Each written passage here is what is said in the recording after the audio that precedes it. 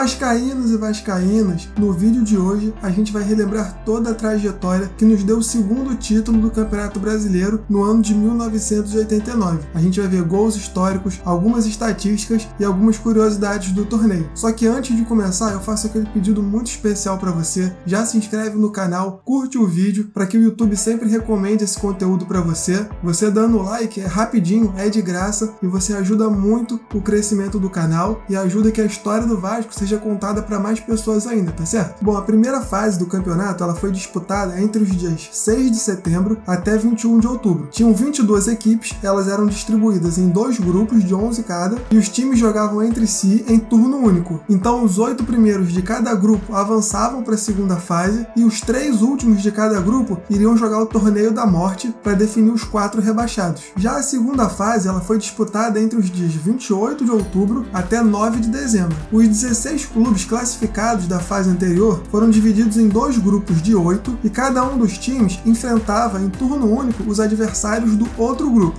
Os pontos obtidos nessa fase eram somados com o da fase anterior, então o campeão de cada grupo se credenciava para jogar a final. Já o torneio da morte foi realizado entre os dias 28 de outubro até 14 de dezembro. Os 6 clubes que não passaram de fase se enfrentaram em 2 turnos e os 4 últimos seriam os rebaixados à Série B do ano seguinte. Uma curiosidade é que na última rodada, pelo grupo B, vários clubes ainda disputavam a vaga. Porém, o único jogo que foi marcado para o sábado tinha sido Curitiba e Santos. E aí o Curitiba ele conseguiu na justiça uma liminar para que o jogo ocorresse no domingo, sendo assim no mesmo dia e no mesmo horário dos outros jogos. Porém, a CBF cassou essa liminar e a decisão só teria chegado à Federação do Paraná após o expediente. Então o que aconteceu? O Curitiba não compareceu à partida e por isso foi punido pelo Tribunal de Justiça Desportiva da CBF com a derrota, ainda perdeu mais 5 pontos e com isso já foi rebaixado direto. A final do campeonato estava marcada para o dia 16 de dezembro. Os 2 finalistas iam se enfrentar em um máximo de 2 jogos, sendo que a equipe de melhor campanha no geral do campeonato, ela poderia escolher onde seria o primeiro jogo e ela só precisaria fazer 2 pontos, que é uma vitória ou 2 empates. Bom, na primeira fase, o Vasco ficou no grupo B. Ao final das 10 rodadas, o Cruz Maltino ficou na segunda colocação com 14 pontos ganhos. Foram 5 vitórias, 4 empates e 1 derrota. Vamos então ver o primeiro gol do Vasco, que também foi a primeira vitória do Gigante naquele campeonato tão inesquecível para todo mundo. Jogo diante do Cruzeiro e vitória vascaína por 1-0. Luiz Carlos levantou a viatura para ficou na encostada, gol! Gol do Vasco Vivinho! Já na segunda fase, o Vasco novamente ficou no grupo B. Ao fim das 8 rodadas, o Vasco venceu 3, empatou 4 e perdeu apenas 1. Somando os 10 pontos conquistados com os 14 da fase anterior, a equipe vascaína ficou com a primeira colocação do grupo, se credenciando para a grande final contra o São Paulo, que ficou na primeira colocação do outro grupo. Para ilustrar essa segunda fase, então, vamos ver um gol da vitória sobre o Corinthians no Morumbi por 1-0, gol do Sorato. Luiz Carlos enganou a marcação de Denis, bateu para trás, olha a chance, o gol de Sorato! Gol do Vasco! Aos 47 do primeiro tempo. No replay você confere o cruzamento para trás, a entrada livre do Sorato batendo de frente pro gol.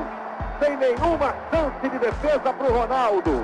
Bom, e o torneio da morte seria disputado por 6 equipes, porém como o Curitiba foi punido e rebaixado diretamente, apenas 5 equipes disputaram essa fase. Dessas, apenas 2 iriam se salvar. Após as 8 rodadas, Guarani, Sport, Atlético Paranaense se juntaram ao Coxa e foram rebaixados à segunda divisão do ano seguinte. O Vitória e o Bahia acabaram se salvando. Bom, agora eu vou falar algumas estatísticas do Campeonato Brasileiro de 89. O artilheiro da competição foi Túlio Maravilha, atuando pelo Goiás e marcando 11 gols. O melhor jogador da competição foi Ricardo Rocha, que atuou pelo São Paulo. E o nosso maior ídolo, Roberto Dinamite, estava emprestado na Portuguesa. O Bob teve um bom desempenho, fazendo 9 gols pela Lusa, sendo o terceiro melhor marcador do campeonato. Inclusive, tem um vídeo aqui no canal onde a gente conta toda a história do Roberto, então eu vou estar deixando passando aqui no card para vocês, vou deixar na descrição também, para vocês conferirem toda a história do Roberto depois que acabar esse vídeo aqui. Bom, a grande final aconteceu no dia 16 de dezembro de 1989. 1989. O Vasco, detentor da melhor campanha do campeonato, precisava apenas de uma vitória para se sagrar campeão. O clube resolveu jogar a primeira partida no Morumbi,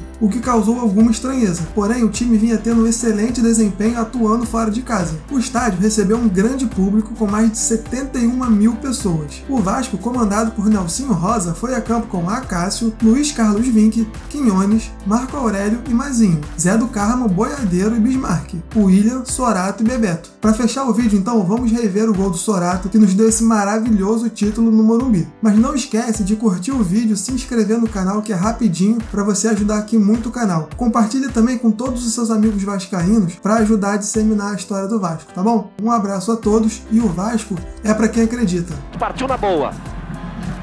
Não quis insistir na velocidade, puxou mais atrás, Mazinho. Vai chegar no toque de bola, que é a sua característica, o time do Vasco.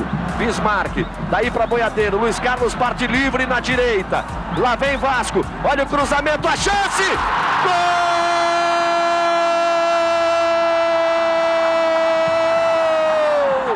Do Vasco! Sorato mete a cabeça! Ela passa por Bebeto, eu sentia o momento e dizia: Luiz Carlos parte livre na esquerda. A torcida do Vasco explode no grito de é campeão, é campeão. Vamos nos aproximando dos 49, acabou! Vasco da Gama, campeão brasileiro de 1989. Você, torcedor do Vasco, no Rio de Janeiro, em todo o Brasil, vai curtindo o hino do seu clube, vá se abraçando aquele torcedor que estiver a seu lado. Pode abrir os braços e gritar em plenos pulmões: e o Vasco é o grande campeão de 1989. A vitória fora de casa, Nelsinho é carregado pelos jogadores. A galera faz a festa em São Paulo. No Rio a festa começa com os torcedores do Vasco, sem nenhuma dúvida, partindo para São Januário. Em todo o Brasil, você que gosta do Vasco também pode comemorar, porque com justiça, porque foi no campo do aniversário, o Vasco soube encarar, soube partir para cima, soube ganhar o jogo e definir logo na primeira partida o título.